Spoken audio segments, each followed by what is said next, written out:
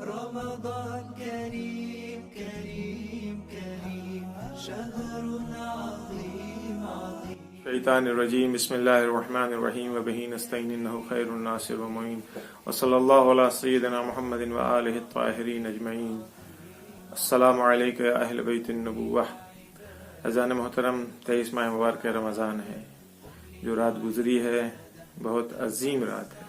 البتہ صرف رات ہی عظیم نہیں ہے، یہ شب قدر کی یہ چاہے رات ہو، قدر کی رات ہو یا دن ہو، یہ سب کے سب بہت اہمیت والے دن اور راتیں ہیں، بہت اس کا عظیم مرتبہ ہے. لہٰذا اس کو بہت آسانی سے یوں ہی گزر جانے نہ دیں، بلکہ ایک ایک لہجے سے اس کے یہ ہمارے لیے فرصت ہے، ان سے استفادہ کریں، اپنی خود سازی کریں اور کوشش یہ کریں کہ پروردگار عالم ہماری گناہوں کو معاف فرمائے، کیونکہ پیغمبر اسلام کی فرمائش کے مطابق بدبخت ہے وہ انسان جو اس مہینے میں اپنی گناہوں کو معاف نہ کروا پائے. البتہ رات گزر چکی ہے، لیکن یہ دن جو ہے یہ بھی بہت محترم دن ہے. بعض روایات کے مطابق شب قدر 27 تاریخ تک ہے، یعنی بعض روایات میں 27 رمضان المبارک بھی شب قدر کے عنوان سے بیان کی گئی. لہذا ابھی ہمارے پاس وقت ہے، اگر ہم نے غفلت کی ہے، کوتاہی کی ہے، تو اس جو بچا ہوا وقت ہے ان سے ہم پروردگار عالم کی بارگاہ میں استفادہ کریں اور توبہ کریں، استغفار کریں، اپنی دعاؤں کو قبول کروائیں. جو ہمیں دنیا کے لیے چاہیے، آخرت کے لیے چاہیے، وہ ہم پروردگار عالم سے طلب کریں. معاشرے میں ہم جب زندگی گزارتے ہیں تو کچھ مسائل ہمارے لیے پیش آتے ہیں. چونکہ بحث خود سازی کی بحث چل رہی تھی کہ یہ فرصت ہے ہمارے لیے، خود سازی کی فرصت ہے ماہ مبارک رمضان کا مہینہ. تو غصہ ہم سبھی لوگوں کو آتا ہے، ناراض ہم سبھی لوگ ہوتے ہیں. غصے اور ناراضگی کی بنیاد کے اوپر دل کے اندر ایک کینہ اور نفرت بھی ایجاد ہو جاتی ہے. معاشرے میں ہم جب کسی برے کام کو دیکھتے ہیں یا کوئی ہمارے ساتھ کوئی برا فعل انجام دیتا ہے، کوئی برا برخورد برے طریقے سے ہم سے پیش آتا ہے، تو ہم اپنے دل کے اندر ان باتوں کو بیٹھا لیتے ہیں اور پھر ہم مر جاتے ہیں، لیکن ہمارے دل سے وہ بات نہیں نکلتی. یہ چیز اچھی نہیں ہے، بہت خراب چیز ہے، بے انتہا بری چیز ہے. یہ ہمارے سارے اعمال کو برباد کرتی ہے، ہمارے سارے اچھے کاموں کے اوپر پانی پھیر دیتی ہے. چونکہ کووڈ-19 کا زمانہ چل رہا ہے اور بعض رفقا نے، بعض جاننے والوں نے فون کر کے میسج کے ذریعے اس بات کی خبر دی تھی. یہاں پہ چونکہ بحث کا آغاز ہے، لہذا اس بات کو عنوان مقدمہ بیان کر دوں کہ ہوتا کیا ہے کہ اب چونکہ کووڈ کا زمانہ ہے، انسان بھوکا ہے، انسان ضرورت مند ہے. اس میں کچھ یہ ایسے بھی افراد ہیں جو مس یوز کرتے ہیں لوگوں کی رحم دلی کا.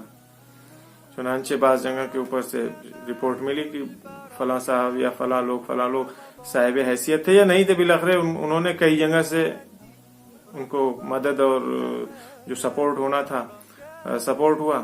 وہ سامان جو ان کو ملا لے جا کر کے بازار میں بیچنا شروع کر دیا. کچھ ضرورت مند نہیں تھے، اپنے آپ کو انہوں نے ضرورت مند بنا کر کے پیش کیا کہ صاحب ہمیں بہت ضرورت ہے ہمارے پاس. تو یہ چیزیں جب بعد میں ظاہر ہوتی ہیں تو انسان کا دل پھیکا ہوتا ہے.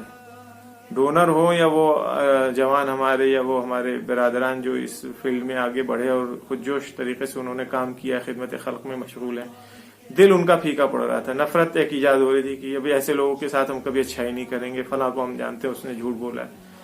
یاد رکھیے گا کبھی ان چیزوں سے اپنا دل پھیکا نہ کیجیے. قرآن مجید نے ہمیں 3 حکم دیے ہیں. سورہ تغابن کی 14 نمبر کی آیت مراجعہ کیجیے گا. وہ 3 کلمے جو ہماری شاہد مثال ہے، میں انہیں آپ کے سامنے تلاوت کر رہا ہوں. وَإِن تَعْفُوا وَتَصْفَحُوا وَتَغْفِرُوا فَإِنَّ اللَّهَ غَفُورٌ رَحِيمٌ. 3 ورڈز کیا ہیں؟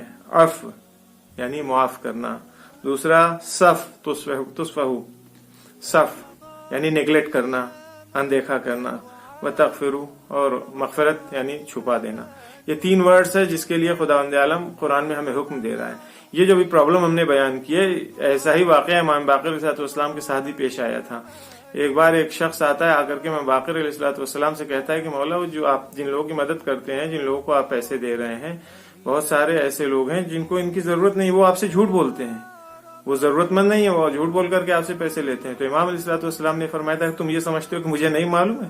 مجھے معلوم ہے کہ وہ ضرورت مند نہیں ہے، لیکن ایک آدمی یا چند آدمی کے جھوٹ بول دینے سے یا غلط کام انجام دے دینے سے کچھ بیچارے واقعا ایسے مستحق ہیں جن کو ضرورت ہے.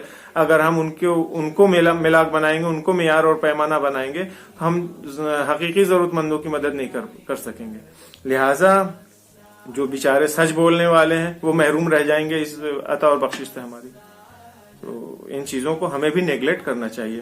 قرآن کریم نے یہ جو 3 چیزیں کہی ہیں, یعنی معاف کرنا سمپل سی بات ہے. اگر کسی نے ہمارے ساتھ کوئی غلطی کیا ہے, کسی نے ہمیں برا بھلا کہا ہے, ہماری غیبت کیا ہے, یا کوئی ہمیں نقصان پہنچایا ہے کسی طرح کا بھی, جو بھی موارد ہیں آپ خود اس کو بہتر اپلائی کر سکتے ہیں. تو ایک مرحلہ ہو گیا کہ گنہگار یا خطا کرنے والے, غلطی کرنے والوں کو ہم معاف کر دیں. دوسرا مرحلہ کیا ہے؟ معاف کر دیں اور نیگلیکٹ کریں اس کو. دوسرا جو صف, کلمہ صف ہے ورڈ, اس کے معنی بھی نیگلیکٹ کرنا ہے. تو پھر کیا فرق ہوا صاحب اف اور صف میں؟ ایک فرق ہے, آپ نیگلیکٹ کیجئے, نیگلیکٹ کرنے کے ساتھ ساتھ اس کی سردنش نہ کیجیے, یعنی اس کو ڈانٹیے ڈپٹیے مت, اس کی توبیخ مت کیجیے, اس کو ہڑکائیے مت. تم نے ایسا کیوں کیا, آج چلو میں بھول جاتا ہوں, نہیں ٹھیک ہے, اپنے دل کے اندر سے اس کو ڈیلیٹ کر دیجیے, مٹا دیجیے, صف کر دیجیے, ایک دم نیگلیکٹ کیجیے. اور تیسرا مرحلہ جو ہے وہ مغفرت کا ہے. مغفرت یعنی ڈھانکنا, چھپانا. خداوند عالم غفور الرحیم ہے, وہ بندوں کے گناہ کو لوگوں تک نہیں پہنچنے دیتا ہے, وہ چھپا لیتا ہے. تو ہم سے بھی خدا اسی بات کی توقع کر رہا ہے کہ ہم بھی لوگوں کی غلطیوں کو, لوگوں کی نالائقیوں کو, لوگوں کی کوتاہیوں کو, ہم بھی اگر کسی نے ہمارے ساتھ, چاہے وہ گھر میں, گھر کے باہر, کہیں بھی کسی نے ہمارے ساتھ کچھ کیا ہے, تو ہم اسے نیگلیکٹ کریں, اس کو معاف کریں, اس کو چھپائیں, اس کے لیے مغفرت کی دعا کریں. چونکہ یہ ایام مغفرت کے ہیں. اگر ہم دوسروں کی گناہوں کو نیگلیکٹ کریں گے, دوسروں کی غلطیوں کو اپنے سلسلے میں معاف کریں گے, چھپائیں گے, تو پروردگار عالم بطریق اولا ہماری دعاؤں کو قبول کرے گا, ہماری گناہوں کو معاف کرے گا, ہماری گناہوں کو کی مغفرت فرمائے گا, چھپ دوسروں تک پہنچنے نہیں دے گا پروردگار عالم. امام صادق علیہ الصلوۃ والسلام فرماتے ہیں العفو عند القدرہ. دیکھیے, یہ معاف کر دینا یہ ہر کس و ناقص کا کام نہیں ہے, یہ سیرت معصومین ہے, سنت معصومین علیہ الصلوۃ والسلام ہے. اس کے لیے شجاعت چاہیے, بہادری چاہیے, ہر انسان معاف نہیں کر سکتا ہے. العفو عند القدرۃ من سنن المرسلین و اسرار المتقین. مرسلین کی سنت میں سے ہے, انبیاء الہی کی سنت میں سے ہے معاف کرنا. صرف انہی کی نہیں بلکہ متقی افراد جو ہیں, متقین, ان کے اسرار اور رموز میں سے ہے معاف کرنا. یہ اتنی بڑی صفت ہے. امام سجاد علیہ السلام کا طریقہ تھا اسی ماہ مبارک رمضان میں, جو ان کے غلام اور کنیزیں ہوتی تھی, سب کی غلطیوں کو, خطاؤں کو, جو بھی ان کے غلط کام ہوتے تھے, سب کو وہ لکھتے تھے. اور چاند رات جب عید کا چاند نمودار ہوتا تھا تو سب کو اکٹھا کر کے کہتے تھے کہ تم نے یہ غلطیاں کیا, یہ غلطیاں کیا, سب کو بتاتے تھے. لیکن میں علی ابن الحسین ان تمام غلطیوں سے, تمام خطاؤں سے تم لوگوں کی چشم پوشی کرتا ہوں, نیگلیکٹ کرتا ہوں, عفو کرتا ہوں, صف کرتا ہوں, مغفرت کرتا ہوں. تم لوگ بھی پروردگار عالم کی بارگاہ میں دعا کرنا کہ خداوند عالم علی ابن الحسین کی گناہوں کو معاف کرے, علی ابن الحسین کی خطاؤں کو سے درگزر فرمائے. یہ سیرت ہے امام سجاد علیہ السلام کی. آپ دیکھیے قرآن مجید میں کتنی تاکید کی گئی ہے. قرآن مجید میں سورہ اعراف کی 199 نمبر کی آیت ہے کہ یہ آیت جب پیغمبر اسلام کے اوپر نازل ہوئی تھی تو پیغمبر اسلام نے جبرائیل سے فرمایا تھا کہ یہ بے انتہا سخت اور مشکل ہے میرے لیے یہ کام. آپ آیت اٹھا کر کے دیکھیے, ظاہراً بہت چھوٹی سی معمولی سی آیت ہے, آپ کی برابر بارہا کی سنی ہوئی ہے. خذ العفو وامر بالمعروف وامر بالمعروف واعرض عن الجاہلین. خذ العفو یعنی معاف کرنے کے لیے کہا جا رہا ہے, معاف کیجیے آپ. اس کے بعد امر بالمعروف یعنی لوگوں کو آگاہ کیجیے, برائیوں سے روکیے, اچھے کام کی ہدایت کیجیے. اور تیسرا مرحلہ واعرض عن الجاہلین, چشم پوشی کیجیے نادانوں سے. ضروری نہیں ہے کہ اگر کسی نے ہمارے ساتھ برائی کیا ہے تو ہم اس کا جواب برائی سے دیں. آپ اس کا جواب بخشش سے, محبت کے ساتھ بخشش سے درگزر کر کے, معاف کر کے اس کو دے سکتے ہیں. امام پیغمبر اسلام کے زمانے کا واقعہ آپ کی خدمت میں عرض کروں اسی سلسلے میں. امام سجاد اسلام کا بھی چلیے سنی لیجئے لگے ہاتھوں. امام سجاد علیہ السلام کے زمانے میں ایک شخص نے کسی دوسرے شخص کے باپ کا قتل کر دیا تھا. معاملہ یہاں تک پہنچا کہ اس انسان سے قصاص لیا جائے گا. جب بات علی ابن الحسین علیہ السلام تک پہنچی, امام سجاد علیہ السلام, تو امام نے اس مقتول کے بیٹے سے پوچھا کہ یہ بتاؤ کہ اس آدمی کا کوئی حق تمہارے گردن کے اوپر ہے کسی طرح کا؟ تو اس نے کہا کوئی خاص تو نہیں، ہاں کچھ دن میں اس کا شاگرد رہا ہوں، یہ میرا استاد رہا ہے۔ تو امام علیہ الصلوۃ والسلام نے کہا کہ یہ بہت بڑا حق ہے، تم ایسا کرو کہ یہ جو حق تمہارے گردن کے اوپر اس کی معلمی کا ہے کہ یہ تمہارا استاد رہا ہے، تم نے اس سے کچھ سیکھا ہے، تو اس حق کے بدلے میں اس کو معاف کر دو، اس کا قصاص۔ تو اس نے امام کی بات قبول کر لیا، ٹھیک ہے مولا آپ فرما رہے ہیں، میں قصاص معاف کر دے رہا ہوں، لیکن دیا لوں گا۔ اب جب دیے کی بات آئی، دیا یعنی کچھ جو اس زمانے میں جتنا بھی پیسہ رہا ہوگا، ہر سال کا اپنا الگ قیمت ہوتی بازار کی قیمت کے اعتبار سے، تو جان کی کتنی قیمت ہے ایک انسان کی۔ تو دیا، جب دیے کی بات آئی تو اس نے مقتول جو قاتل تھا اس نے کہا کہ میرے پاس تو کچھ ہے ہی نہیں، میں کہاں سے دوں گا اتنا پیسے دیے کا۔ تو امام علیہ الصلوۃ والسلام نے پھر اس مقتول کے بیٹے سے کہا کہ تم اس کا دیا معاف کر سکتے ہو؟ تو اس نے کہا کہ نہیں مولا میں معاف نہیں کروں گا دیا۔ تو امام نے کہا اچھا چلو ایک کام کرتے ہیں، تمہارے ساتھ میں ایک سودا کرتا ہوں، ایک معاملہ کرتا ہوں، ایک بزنس کرتے ہیں تمہارے ساتھ ہم۔ تو امام پوچھا کہ جی فرزند رسول فرمائیے کیا حکم ہے؟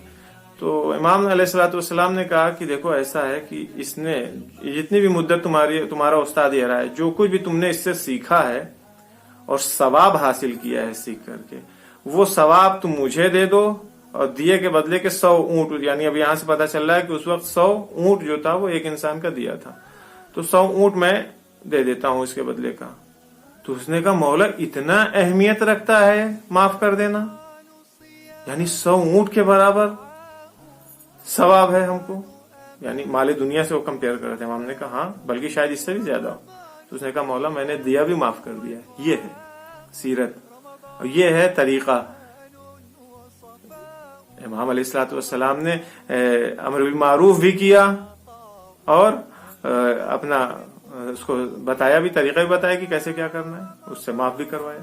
کوئی پریشر نہیں تھا، صرف اس کو بتایا ہے، آگاہ کیا ہے۔ آگاہ کرنا یہ ہماری ذمہ داری ہے ایک دوسرے کو۔ اکرمہ ابن ابی جہل کا بیٹا، یہ وہ شخص ہے جو بعثت کے بعد بھی 21 سال تک مسلمان نہیں ہوا تھا۔ سن 8 ہجری میں جب فتح مکہ ہوا ہے تو اس زمانے میں ابو سفیان اور جیسے دوسرے قلدر لوگ، یعنی جسے کہا جائے کہ گنڈے ٹائپ کے افراد اس زمانے کے مشرکین میں سے، یہ بھی مجبور ہو گئے ظاہری طور کے اوپر، یہ سب بھی اسلام لے کر کے آئے تھے، لیکن اکرمہ ابن ابی جہل یہ مسلمان نہیں ہوا تھا۔ مکے سے یہ بھاگتا ہے، بھاگ کے ہم دوسرے کسی ملک میں چلے جائیں، مکے سے بھاگتا ہے، بھاگتے ہوئے یہ کسی کشتی سمندر کے کنارے کہیں پانی کنارے پہنچتا ہے، کشتی پر سوار ہوتا ہے کہ کسی دوسرے ملک میں داخل ہو جائے، لیکن بیچ راستے میں، بیچ دریا کے بیچوں بیچ میں طوفان، زبردست طوفان آتا ہے۔ اب اس کے پاس کوئی چارہ ہی نہیں تھا، یہ وہیں پہ پروردگار عالم کی بارگاہ میں توبہ کرتا ہے، استغفار کرتا ہے اپنی پرانی غلطیوں کے لیے، کہتا ہے پروردگار اگر یہاں سے میں جان اپنی سالم اور سلامت لے کر کے واپس بچ گیا، میں نکل گیا یہاں سے، تو میں مسلمان ہو جاؤں گا، تیری وحدانیت کا اقرار کروں گا۔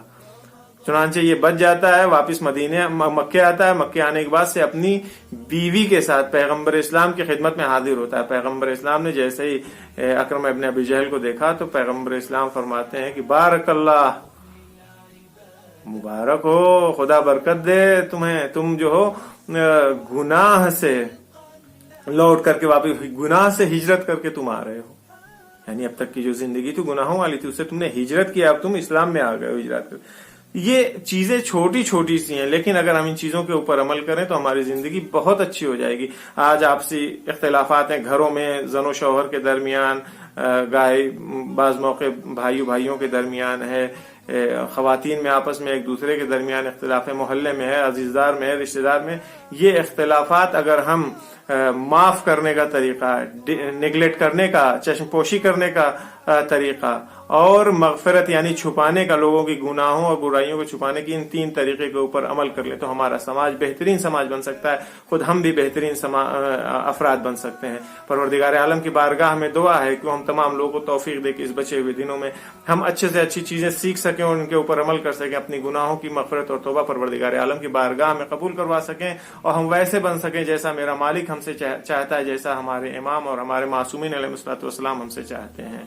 یہ بچے ہوئے ایام ہیں، یہ انہیں کاؤنٹ ڈاؤن کا مرحلہ نہ سمجھیے کہ دن ختم ہو رہے ہیں بس آزاد ہو جائیں گے، نہیں، یہ سیرت میں یہ آیا ہے معصومین کی کہ وہ روتے تھے جب ماہ مبارک رمضان ختم ہونے لگتا تھا، تو پروردگار یہ دن ختم ہو رہے ہیں تیری رحمت برکت مغفرت کے، تو دعا کیجئے، مغفرت کی دعا کیجئے اور سب کے خوشحالی کی دعا کیجئے، جب دوسروں کے لیے دعا کیجئے گا پروردگار عالم آپ کی بھی دعاؤں کو قبول فرمائے گا انشاءاللہ۔ اگر کوئی گفتگو سے ریلیٹڈ کوئی بات ہو تو کمنٹ باکس میں ضرور لکھیے گا۔ وصلی اللہ علی سیدنا محمد وآلہ الطاہرین اجمعین۔